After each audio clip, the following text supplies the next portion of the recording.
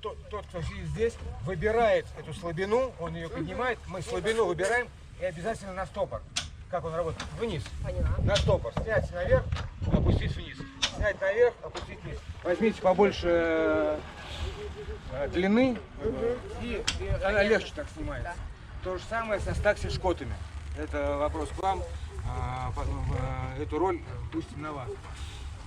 Выйдем, когда сейчас мы его откроем, я вам объясню, как именно четко сделать поворот. В какой момент надо с одной стороны потравить, а с другой стороны добрать.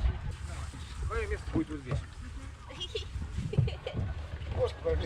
Мне нравится. Понимаешь, да? Вот отсюда ты выбираешь слабину, поставил на стопор, и когда говорю тебе тег, вот он, видишь, веревочка, тег, либо, если добирать, мы его тянем, если потравить, то сняли его и вообще бросили, сняли и бросили, чтобы он смог генакер быстренько собрать. Только вот эта тебе веревка не понадобится, мы ее один раз набьем, и она будет у нас там внизу, мы ее не трогаем. Нет, ты, Коля, отруливай.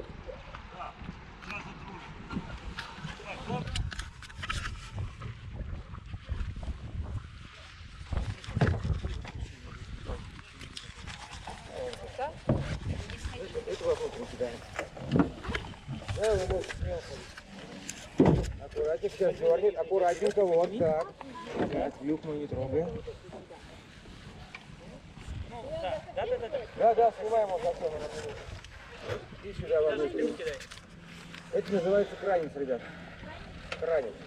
Ну все, кранец.